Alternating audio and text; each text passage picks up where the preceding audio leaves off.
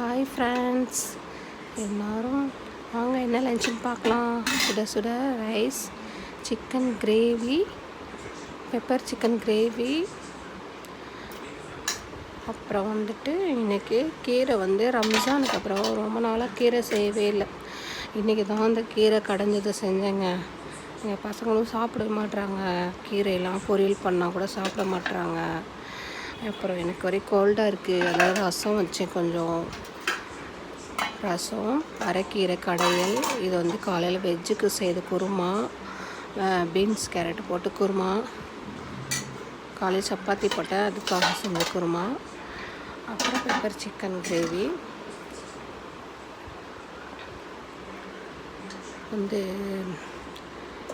ரொம்ப 2 நாளாக ஒரே சளி பிடிச்சிருக்குங்க ரொம்ப.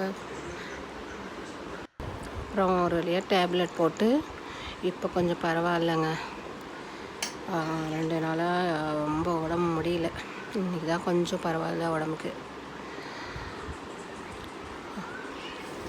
மாம்பழம் நல்லா இனிப்பாக இருக்குது. செந்தூரா மாம்பழம் வாங்கினோம். மாம்பழமும் வாங்குறதில்ல பசங்க, இனிப்பு இல்லைன்னு சாப்பிட மாட்டாங்க. இன்றைக்கி செந்தூரா மாம்பழம் வாங்கினேன். அதுவும் நல்லா ஸ்வீட்டாகவே இருக்குங்க, நல்லா இருந்துச்சு. அதுவும் கட் பண்ணி வச்சுருக்கேன்.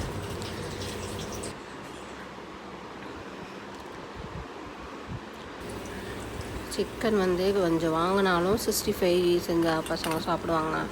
ரசம் 65, சாம்பார்னாலும் 65 செய்யணும். அதனால் பசங்களுக்கு கொஞ்சம் 65 வறுத்துட்டு அதோட நம்ம லஞ்சை சாப்பிட்லாம். ரொம்ப பாலஸ்தீனில் ரொம்ப சாப்பாடுக்கே கஷ்டப்படுறாங்க. ரொம்ப அந்த குழந்தைங்களாம் இறக்குறாங்க. அதனால நினச்சா ரொம்ப கஷ்டமாக இருக்குது. நம்ம அதுக்காக ப்ரேயர் பண்ணணும். நீங்கள் எல்லோரும் ப்ரேயர் பண்ணுங்கள், அவங்களுக்கு நிம்மதியான வாழ்க்கை கிடைக்கணும். நான் அல்லாட்ட துவா செஞ்சிட்ருக்கேன். நீங்களும் அது மாதிரி துவா செய்யுங்க. அவங்களுக்கு எந்த கஷ்டமும் இல்லாமல் சாப்பாடு உடை எல்லாம் நிம்மதியான வாழ்க்கை கிடைக்கணும்னு கஷ்டப்படுறாங்க. எல்லோரும் ப்ரே பண்ணுங்கள் கண்டிப்பாக.